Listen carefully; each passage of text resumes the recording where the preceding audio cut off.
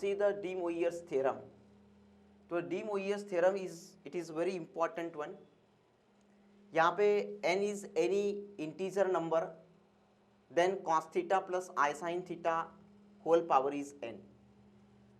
cos theta plus I sin theta को अपन polar form कहते हैं, ये अपन देखे हैं, पोलर फॉर्म, यूलर फॉर्म अपन देखे हैं.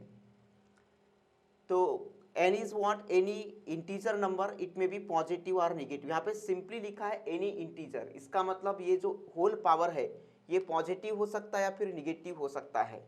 तो इस cos theta plus i sine theta का होल पावर पॉजिटिव हो या नेगेटिव हो, ड्यू टू दिस थियरम अपन इसको लेफ्ट हैंड साइड को इस तरह से लिख सकते हैं.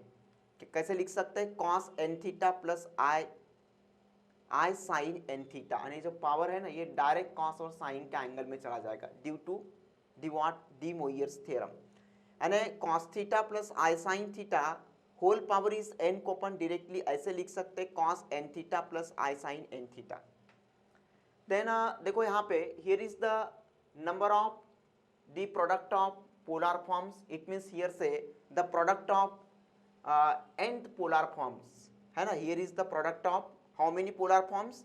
n product of n polar forms.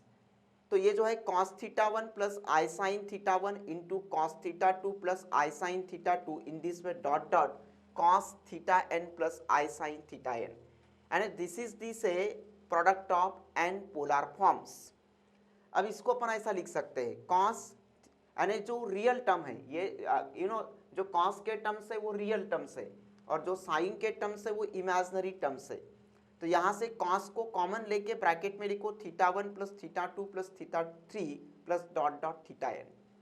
Then imaginary term में आई साइन को कॉमन लेके ब्रैकेट में लिखो theta 1 plus theta 2 plus dot dot theta n. तो here theta 1 theta 2 theta 3 theta n they are belongs to your r.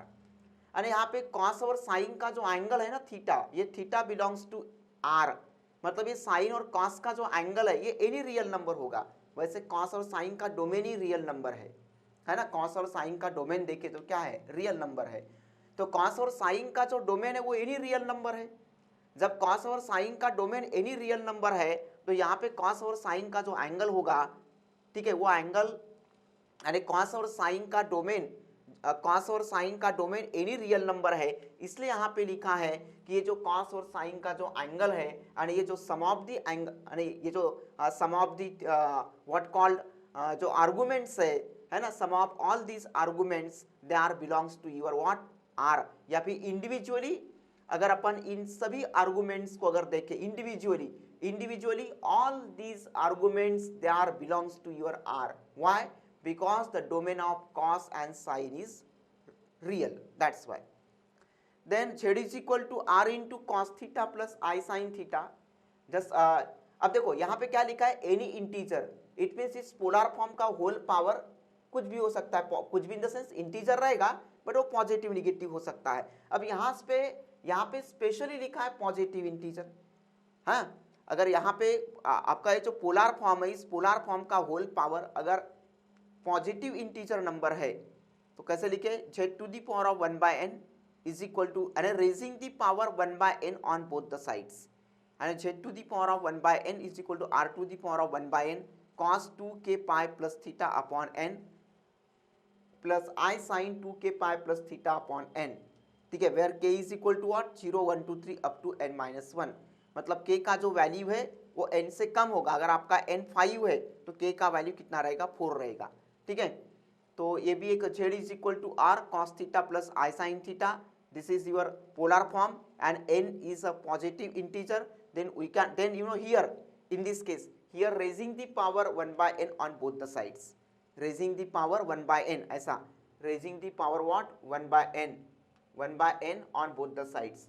यहाँ पे देखो r और ब्रैकेट के बीच में इंटू है, तो r और ब्रैकेट के बीच में इंटू होने के कारण ये जो आपका होल पावर है 1 बाय n, ये अपन दोनों के लिए क्या कर सकते हैं? सेपरेट कर सकते हैं. अब due to this de Moivre's theorem ये जो होल पावर है ना 1 बाय n, ये cos और साइन के एंगल में चला जाएगा और इसको लिखेंगे कैसे? 2k pi plus theta upon n plus i sine 2k pi plus theta upon n. Then some deductions are here. Here n belongs to q, q stands for what, set of collection of rational numbers, ठीक है। अब due to de Moivre's theorem इसको अपन इस तरह से लिख सकते हैं, होल पावर n है तो यहाँ पे ये साइन, बीच का साइन एज इट इज रहेगा, होल पावर माइनस n है। देखो कॉस का एंगल अगर निगेटिव है तो वो पॉजिटिव होता है, और साइन का एंगल अगर निगेटिव है तो वो निगेटिव होता है। ये दो कॉन्सेप्ट याद रखो, इन दो कॉन्सेप्ट का यूज करके डिडक्शंस लिखे गए हैं, ठीक है। तो कॉस का एंगल अगर निगेटिव है तो पॉजिटिव होता है, और साइन का एंगल निगेटिव है तो निगेटिव होता है। जिस दो कॉन्सेप्ट का यूज करके डिडक्शंस लिखे गए हैं, you know all this theorems are they are valid for when n is a what, rational number. यहाँ पे लिखा है n belongs to q, q stands for what, set of collection of rational numbers. या फिर आपका जो complex number, एक तो होल पावर रैशनल नंबर चाहिए, या फिर आपका जो बेस है, ये बेस कौन से फॉर्म में होना चाहिए, ये बेस होना चाहिए cos theta plus i sine theta के फॉर्म में। देखो यहाँ पे और यहाँ पे, इन तीनों में आपका जो बेस है ये cos theta plus i sine theta के फॉर्म में, बट यहाँ पे ये जो है ये cos theta plus i sine theta के फॉर्म में नहीं है। इसीलिए इसको अगर cos theta plus i sine theta के फॉर्म में लिखना है ना, यानी कॉस का टर्म रियल टर्म होता है और साइन का टर्म इमेजिनरी टर्म होता है, बट यहाँ पे उल्टा है, यहाँ पे साइन का टर्म रियल टर्म है और कॉस का टर्म इमेजिनरी है।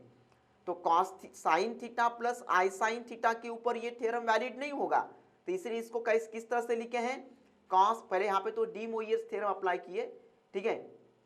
इसको अपन ऐसे लिख सकते हैं भाई, डी मोइयर्स थ्योरम क्या होगा, sign n theta plus i sine cos N theta.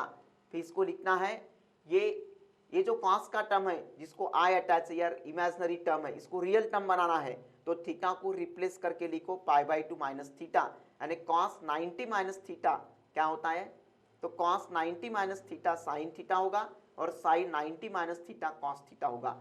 यानी साइन एन थीटा की जगह लिखे ये और कॉस एन थीटा की जगह लिखे ये, तो इससे क्या होगा, ये साइन का टर्म बन गया कॉस और कॉस का term according to polar form real होता है, सो ये रियल बन गया और ये इमेजिनरी बन गया। बट इसका आंसर जो है, इस कंप्लीट स्टेटमेंट का आंसर अल्टीमेटली यही आता है, यानी आपका ओरिजिनल वैल्यू चेंज नहीं हुआ है। यानी अपना जो पर्पस है कि आपका जो बेस है ये पोलर फॉर्म में होना चाहिए, ये cos theta plus i sine theta के फॉर्म में होना चाहिए, वो पर्पस यहाँ पे ग्रेटिफाइड हुआ है, लेकिन साथ में आपका ओरिजिनल वैल्यू भी चेंज नहीं हुआ है। ओके, तो this is very important one, de Moivre's theorem.